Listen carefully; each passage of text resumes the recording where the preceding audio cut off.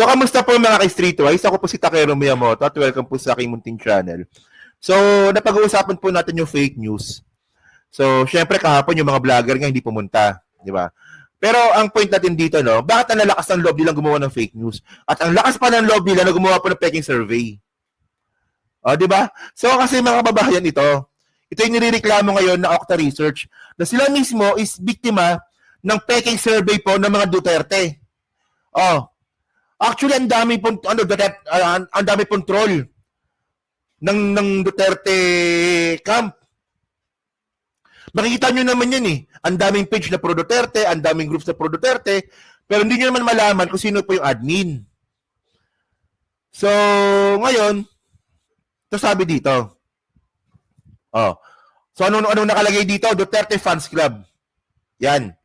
So, February 10 pa to no? Trust and Performance Rating by Okta Research. Napakasinungaling nyo, putang ina nyo talaga yan, no? Oh. Trust rating daw po ni Sara Duterte 75%. Oh. Kalang. Ito yung sinasabi ko mga kababayan eh. Ganyan po kabobo yung mga Duterte fanatics. Ganyan po kabobo itong mga taga-suporta ni Duterte. Kasi kami ito, for example, ganito. Pag ako gumawa ko ng fake news, yung mga viewer ko po, mas matalino pa sa akin yan. Lalayasan ako ng mga yan. Takero, fake news ka pala eh. Ako naniniwala ako dun eh. Ako makapal lang yung mukha ko. Makapal lang po yung mukha ko sa harap ng camera. Pero marami po akong viewer na mas matalino pa sa akin. So syempre, pag ako po, naglabas po ako ng fake news, nakita ko yan, sila Jax Demuloy, si DJ Byron, si Angela Hero nandyan. Ikaw-correct ako ng mga yan. Wala ka pala, fake news ka pala eh. Pero yung mga Duterte fanatics mga kababayan, bagsakan mo ng fake news yan, maniniwala yung mga yan. Ganyan po katanga yung mga yan. Ganyan po sila katanga. Bagsakan mo ng fake news, maniniwala po yung mga Duterte. Maniniwala po yung mga taga-supporter ni Digong. Kaya mas mahirap po ginagawa namin. Kasi kami pa, pag-content po kami, dapat logical. At dapat mas maganda may ebidensya. Kapag ako po naging Duterte, kunwari tanga ako, naging Duterte fanatics ako, naging Duterte vlogger ako, bulahin ko lang kayo eh.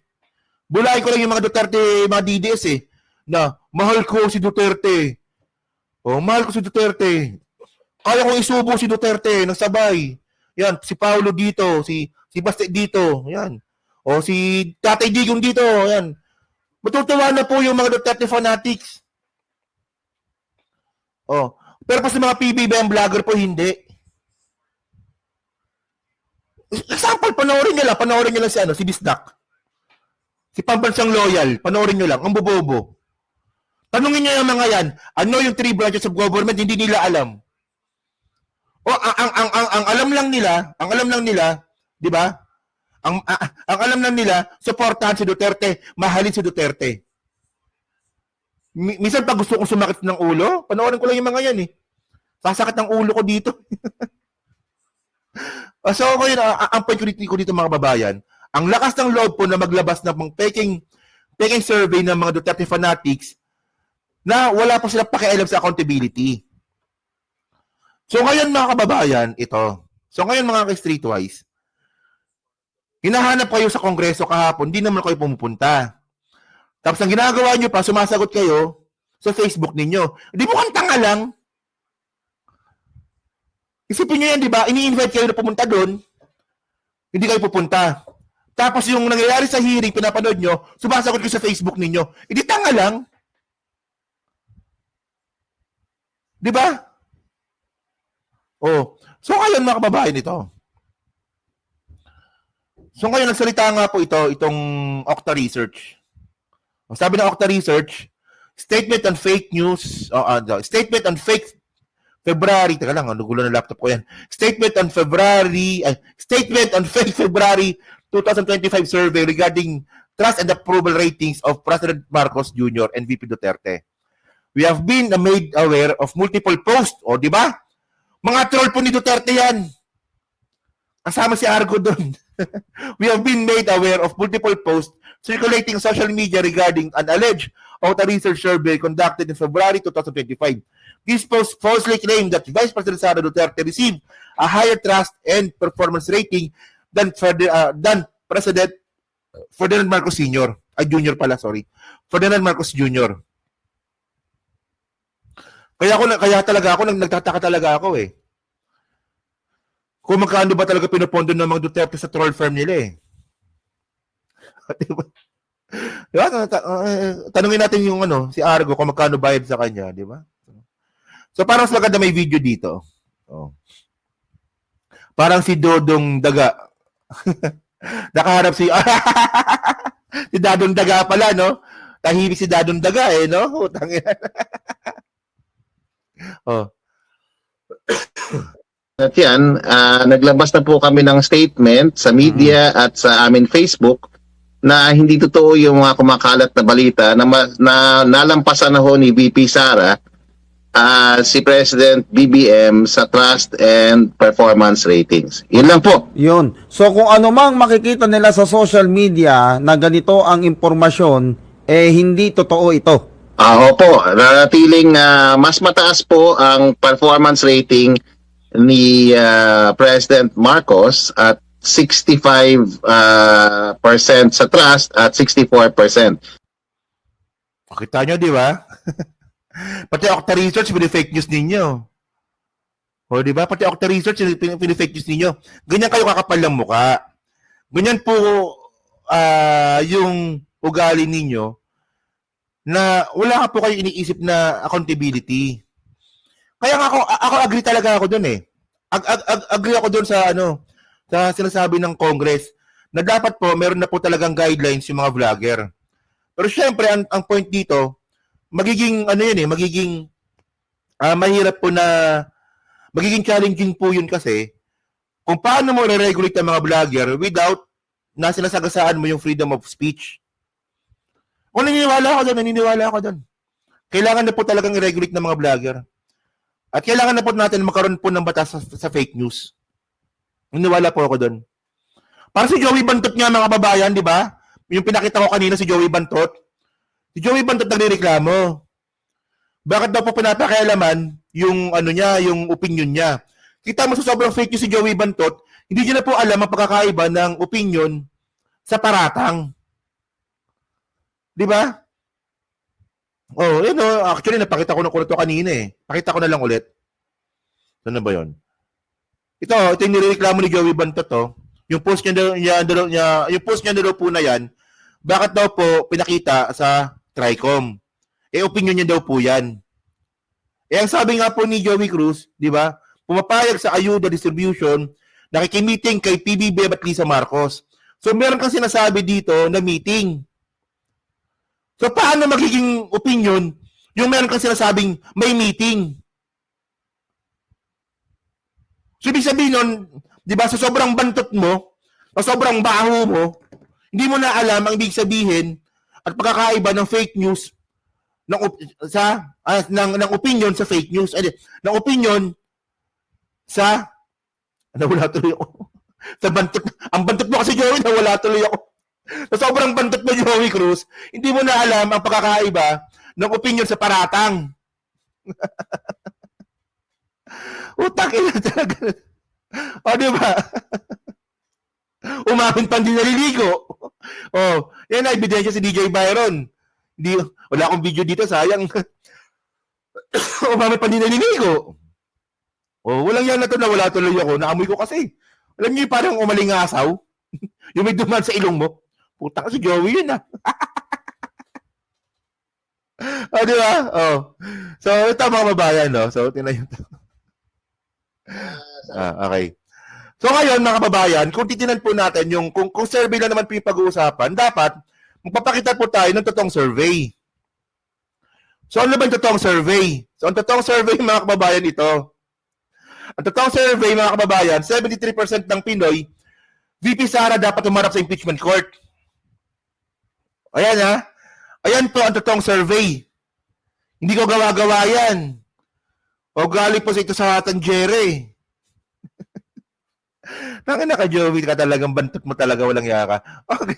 Kung hindi nalilingon. Actually, sabi nga ni Joey Cruz, pupunta daw po si Joey Cruz after niya maligo. Aattend daw po ng TRICOM si Joey Cruz after niya maligo. So, ibig sabihin nun, hindi siya pupunta.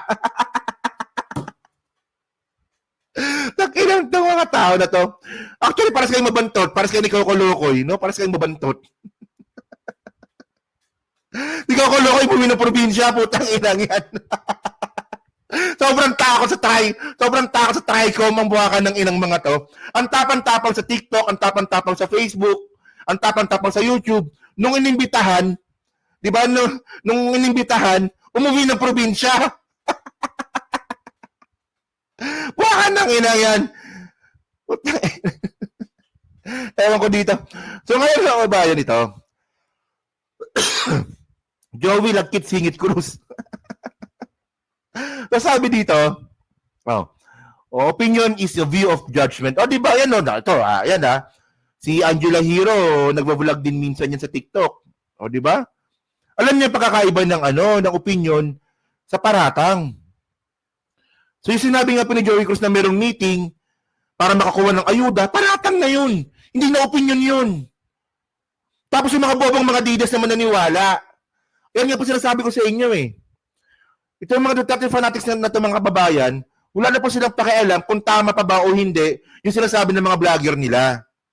Basta Duterte follower, paniniwalaan na po nila yan. Eh tayo nga na-explain natin dito, di ba? Opinion sa paratang magkaiba. Oh. Joey Bactol featuring Kokolokoy, grabe naman kayo, di ba? So ito, bakit parang gusto nyo pag-usapan yung amoy ni Joey? Ano ba? Gusto nyo ba kumuha ko ng ng sample ng pawis sa kilikili ni Joey? Pag-aralan natin. Request kaya tayo na, Joey. Patunayan mo nga hindi ka mabantot. Di ba? Pahingin ako ng specimen ng pawis sa kilikili mo. Hindi mo rin mag-analyze yung mga didi. Hindi, totoo yan, DJ Byron. Totoo nga yan. Oh. So, kayong mga kababayan, ito. So, ito po, totoong survey po ito. 73% ng Pilipino, di ba, gusto na pong humarap ni Sara Duterte sa impeachment court. So, ang nakakatawa kasi dito, ito, tinan nyo to Reaction lang po according to the latest list. So, ito yung reaction ni Rog Gutierrez. Oh. Kasi ang imbordal daw si Joey. Ang daming galit kay Joey, bakit ba? Crush ko yan. Latest results of Kasi ito yung sabi ni Rog Gutierrez kanina. the Tangere survey, 73% of Filipinos daw would prefer na humarap si Vice President Duterte sa impeachment trial. So that's like 3 out of 4 Pinoys. Your thoughts po? Po, I think it's a true reflection na lang po, no, siguro. Nandiyan na, may survey na po na that doesn't speak po siguro on the support or not of the impeachment. It just really speaks about the trial itself. At Alam niyo yung ayoko kay Rog Gutierrez, ang bilis magsalita. Ako mabilis ako magsalita pero bulol ako eh. Ito mabilis magsalita pero kalarado magsalita eh. Nakaka-insecure eh. gusto ng taong bayan ay magkaroon na tayo ng trial. The issues are very clear, the questions are clear, and I think all we need now are the answers and the proper venue that they have always sought. As mentioned before, these issues, hindi po yan bago sa atin. We've had our hearings in the budget. Hindi naman po na we were not afforded the opportunity with the appearance and the answer. We had our good government committee. Didn't afford us also yung appearance and answer. Not the proper venue daw po. When it came to the Quad Committee and questions on certain aspects of the EJK, did not appear, or when she appeared, hindi po the proper venue. It chose not to take the oath. All of these roundabout ways, only to say po na parang hindi po yung proper venue. Ito yung sinasabi ko kanina mga babayan eh. Hindi naman talaga aabot na ng impeachment yan. Di ba? Ito yung hindi masagot ng mga bobong mga DDS eh. Hindi na po dapat aabot ng impeachment trial po itong si Sara Duterte kung in the first place po, sinagot niya na po ito sa House pa lang. Ito yung sinasabi ni Rog Gutierrez eh, na yung ginawa nga po ni Sara Duterte na tinatanong siya kung paano niya nagastos yung pera. Diba? Tinatanong siya kung sino si Kokoy Villamin, kung sino si Milky si Kuya.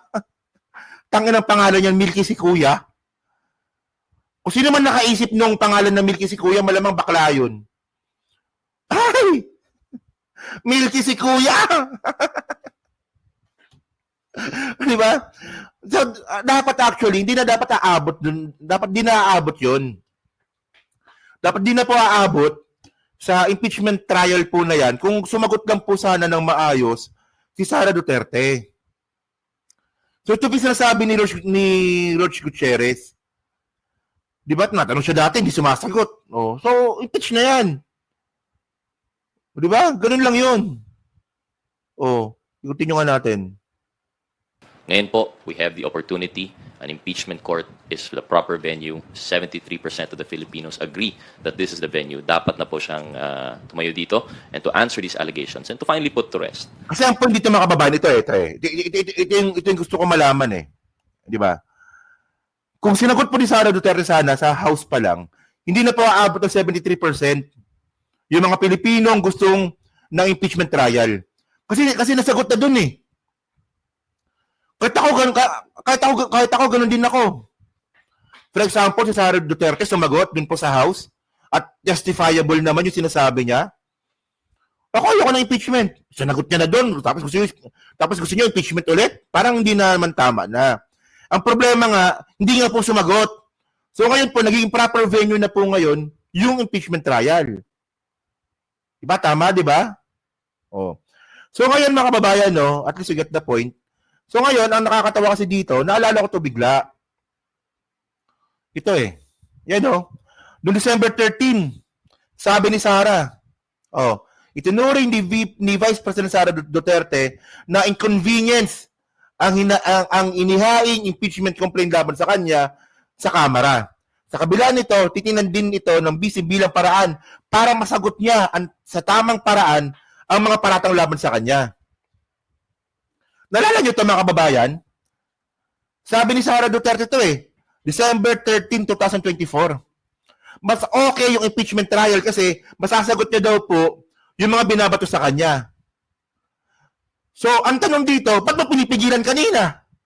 Bakit ka nag-file ng petition for certiorari? O, tinan nyo ito ha, tinan nyo kung gaano kabobo ito. O, tinan nyo ito ha. Ito yung topic ko kanina eh. Inulit ko lang eh. Ito, tinan nyo ito. Sabi niya dito. Lang ha, posisyon ko lang ito. Of course, hindi ganito ang sentiment ng lahat ng mga tiga Office of the Vice President and ibang mga supporters. No?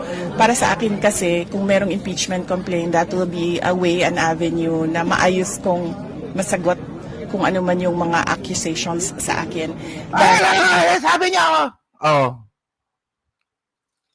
sabi niya yun, no? Oy, Glenn, lang ya ka. Malapit na tayo mag-China, Glenn. Ayan, sabi ni Sara, sabi ni Sara, maganda ang impeachment kasi magkakaroon tayo ng avenue para sagutin ko yung mga paratang. So ngayon, ang point ko dito, tayo mga kababayan, naghihintay po tayo ng sagot. Kung paano niya nagastos yung 125 million in 11 days kahit po bakasyon. Tayo po, naghihintay po tayo ng sagot kung para saan po yung envelope ni Gloria Mercado kasi bribery po yun. Tayo po, naghihintay po tayo ng sagot, di ba? Kung bakit niya pinantapal yung youth seminar ng AFP dun po sa audit ng confidential fund. Hinahanap po natin yung sagot doon. Eh, ang problema nga po ni Sara Duterte, hindi niya po sinagot sa House. At tayo din mga kababayan, hinahanap din po natin yung sagot kung sino si Kokoy Villamin, kung sino si Milky si Kuya, kung sino si Mary Grace Piatos. So si Sara Duterte nangako, sa impeachment trial, sasagutin ko lahat yan. Sabi niya, gago ka pala eh. Naghihintay kami ng sagot, pero bakit mo pipigilan yung impeachment trial kanina? Nag-file ka nag-file ka ng petition sa Supreme Court. Hindi naloko mo lang pala kami. Kung yung mga DDS naloloko mo kami, hindi. Di ba? Kung yung mga bobong mga follower mo, kaya mong paikutin, kasi mga tanga-tanga yan, huwag mo kami itutulad sa kanila. Kami, naghahanap po kami ng sagot. Nag-file pa ng TRO, di ba? ng restraining order. Akala ko ba ito yung sinabi mo last year? Actually, hindi nga last year to, 3 months ago lang to eh. Oh. So sabi mo, Sa akin lang ha, posisyon ko lang Para ito. sa akin lang. Of course, hindi ganito ang sentiment ng lahat ng mga tiga Office of the Vice President and ibang mga supporters, no. Para sa akin kasi, kung merong impeachment complaint, that will be a way, an avenue na maayos kong masagot kung ano man yung mga accusations sa akin. Dahil meron kasing rules ang impeachment, no? So pwedeng sundan 'yon, and nalalatag ng maayos yung accusation tsaka yung sagot ng tao. It is malalatag daw po yung accusations, 'di ba, ng tao. Ng tao talaga, bobo talaga to, no?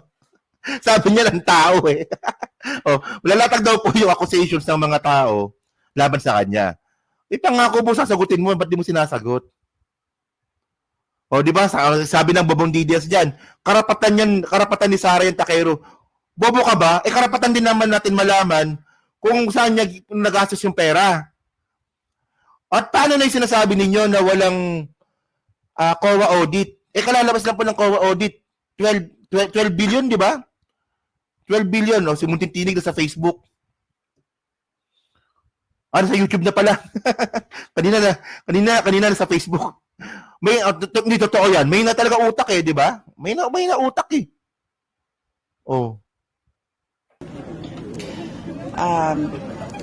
ano ba?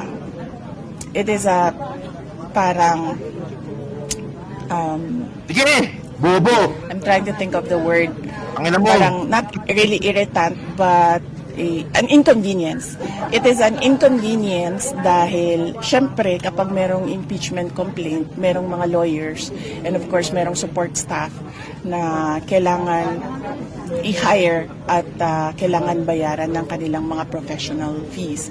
But otherwise, para sa akin, sa tingin ko naman, okay ito kasi nakakasagot ng maayos sa accusations. Sabi niya, okay ito kasi makakasagot ng maayos. Tapos ang ginawa niya, hinarangan niya kanina. So, bobo lang. Di ba? Di ba? So, sabi ng Bobong Dides, ganda ni Sara diyan. Hanggang diyan lang po talaga kayo. Kita niyo, di ba? Tama ako. Tingnan niyo mga Bobong mga Dides talaga, no? Kung purihin nila si Sara maganda. Si Sara matapang. Si Sara palaban. Wala man lang ako nakitang DDS na nagsabi, si Sara matalino. Di ba? Tama ako, di ba? Tama ako. Yan ang sinasabi ko sa inyo eh. Tama ako. Si Sara daw po maganda. Kasi hanggang dyan lang po talaga si Sara. Parang shota siguro ni Argo. Di ba? Yung shota ba ni Argo maganda? Hindi, mahaba buhok. Yung shota ba ni Argo maganda? Sexy! Di ba? Yung shota ba ni Argo? Maganda. Ang kulit mo nga naman, sinabi ko nga mabait. Di ba? Ganyan po. Yung shota ba ni Argo maganda? Ang kulit mo nga, ang sabi ko nga, ang shota nga ni Argo, magaling magluto. Pati, so ang point ko dito, ba't hindi niya masabi na si Sara Duterte matalino? Bakit hindi niyo masabi na yung shota tuloy. Ba't hindi niyo masabi kayong mga DDS kayo na si Sara Duterte matalino? Puro hanggang dyan lang kayo eh. Palaban, matalino, di ba? May prinsipyo. Pero matalino hindi niyo masabi-sabi. Kasi nga, bobo. Putang ina ninyo ang bobobo ninyo. Di ba? Gusto niyo maging presidente ng Pilipinas, bobo? Papayag kayo ng ganon. Tapos hindi ko matapang. Nawala yung di ba? So, sabi ko sa inyo, mahina po talaga kokote ng mga yan. Di na nag-comment, pahiya kasi. Di ba? Si Munting Tinig. May mga vlogger na tayo dito. Si Munting Tinig, si DJ Byron, tsaka si Angela Hero. Di ba? Tatlo na sila. Di ba? So yung mga kababayan, meron pa ba? Tinan ko ako, meron pa nga. Wala na pala. So kasi mga babayan, 'di ba? Ang point natin dito. may mga question po kasi na pinangako si Sara Duterte na sasagutin niya. Actually, yung 400, di ba? Yung yung 400 na yung 400 na, what you call this? Yung 400 na pangalan na binigyan po ni Sara Duterte ng pera sa confidential fund, hindi niya rin po masagot yun. So sabi niya, sasagutin niya rin daw po ito sa impeachment trial. So bakit di niya, ba't po pinipigilan? Di ba? So yan na, so dyan po sa team replay, no nga po masabi nyo nga po dito, sa mga surveys nga po na pineke po ng mga DDS. At pati rin po dito sa survey na 73 po ng mga Pilipino, 73% ng mga Pilipino ay gusto pong ipa-impeach na si Sara. Hindi. Gusto nang, kita nyo ako, kinukulit yung sarili ko ha. 73% po ng mga Pilipino gustong matuloy yung impeachment ni Sara Duterte. Magkaiba yun ha, magkaiba yun. So yan Takero, wag mong paiyakin si Argo, nagtiyagaya mo doon dito. So yan so pa-comment lang po sa baba, binabasa ko pong lahat yan. And then, syempre, dyan po sa Team Replay, pa-like, pa-subscribe, kung hindi naman kalabisan, pa-share na rin po ng video po na to. And then, mga kababayan, last topic na tayo